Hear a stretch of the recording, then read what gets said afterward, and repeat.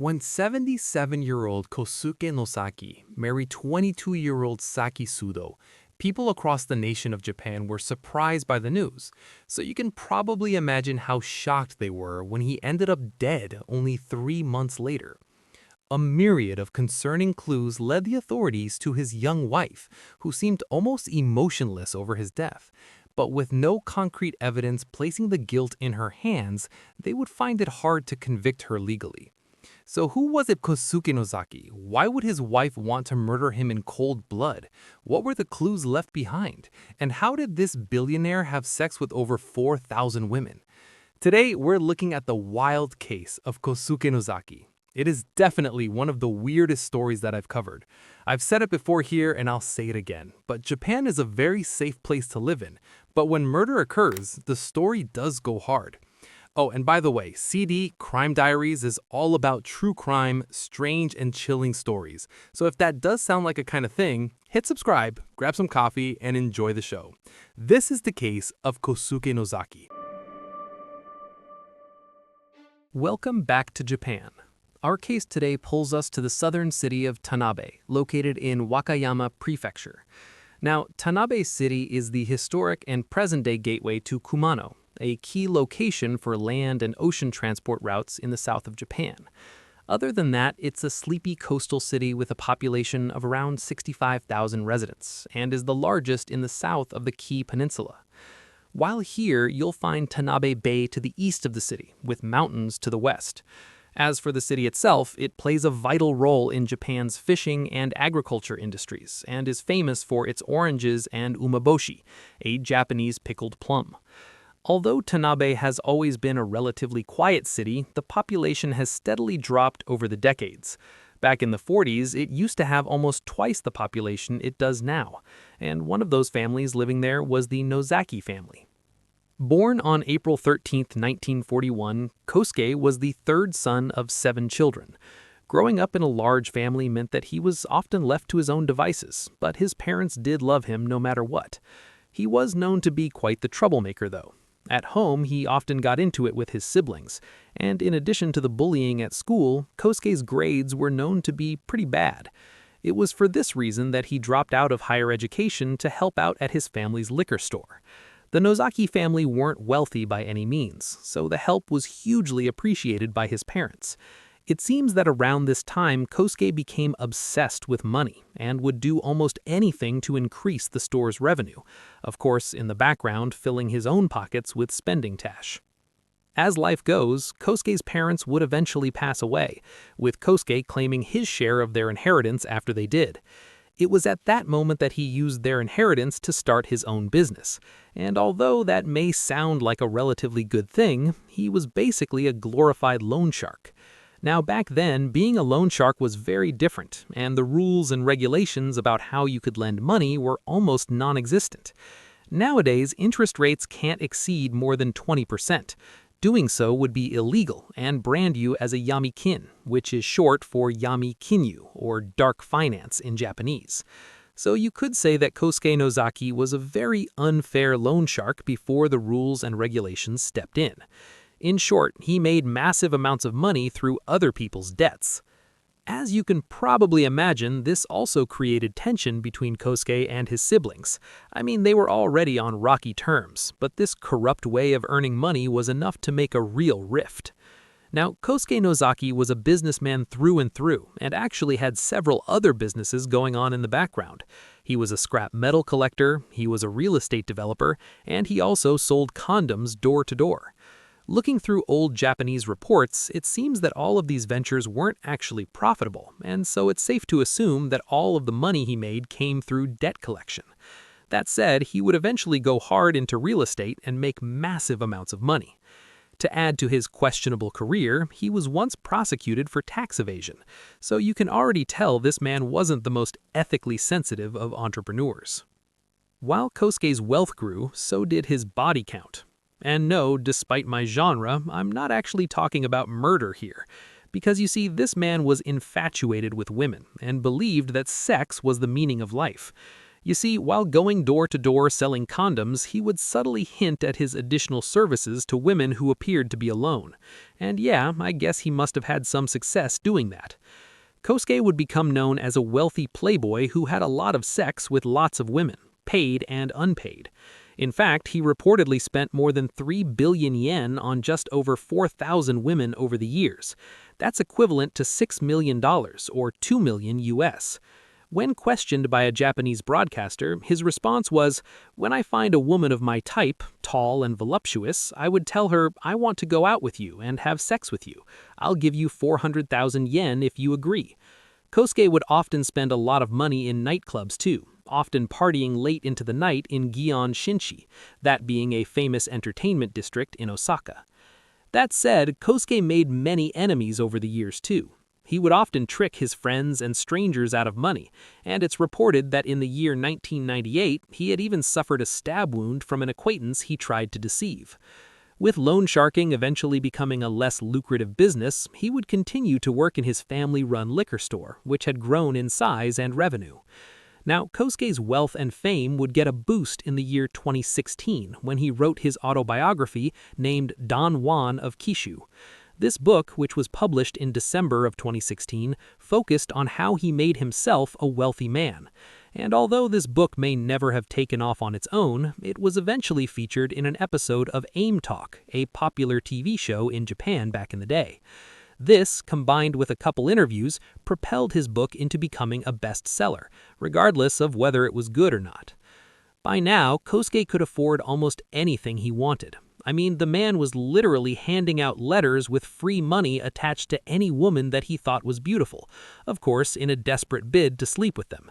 Luxurious cars, multiple homes, business-class flights worldwide, and expensive boats, you name it, the man had it all.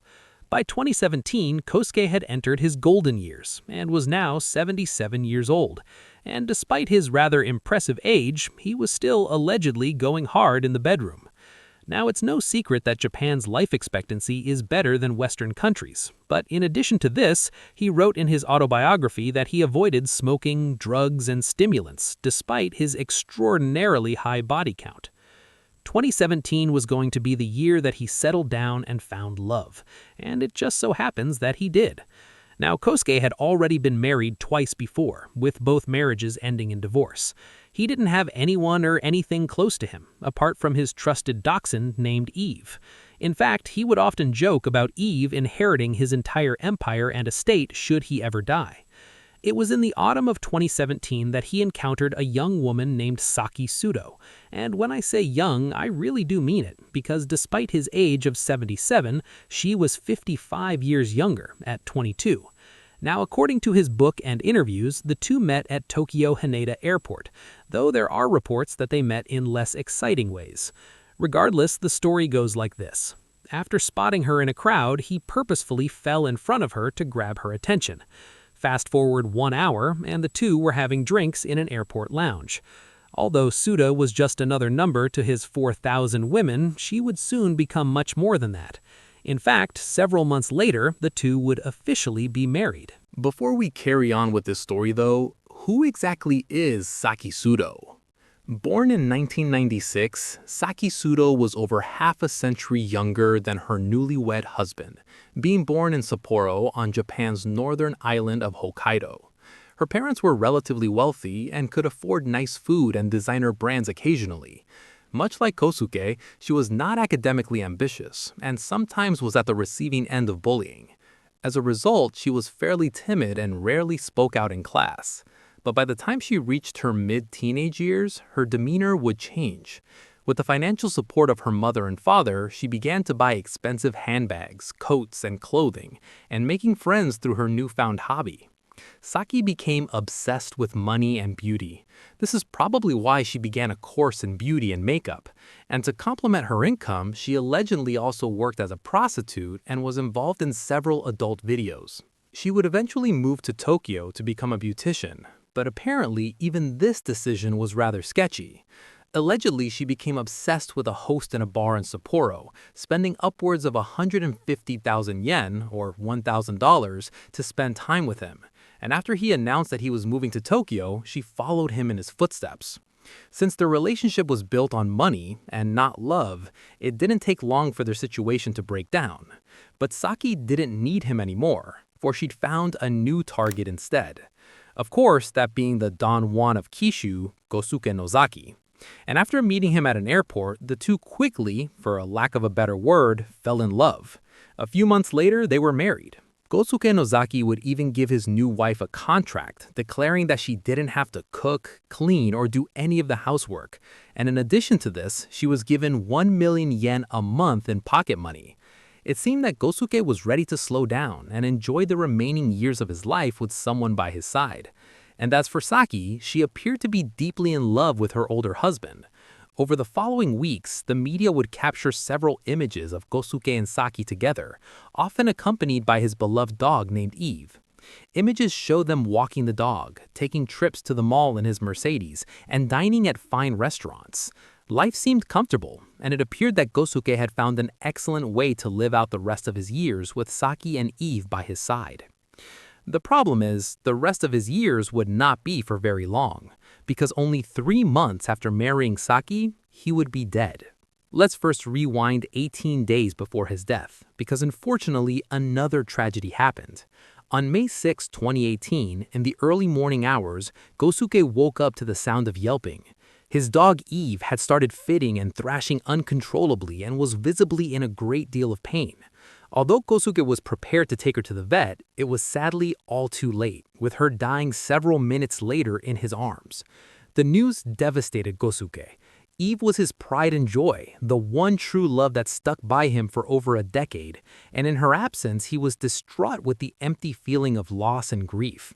The following day he hired a monk to help host a ceremony for her. Eve passed away under very strange circumstances.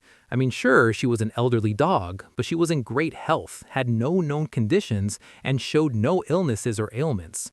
It is safe to assume that her sudden death left Gosuke absolutely dumbfounded. Not that it would matter for long though, because 18 days later, on the evening of May 24, Gosuke himself was dead. The man was found almost entirely naked on his bedroom couch, slumped over in a precarious manner.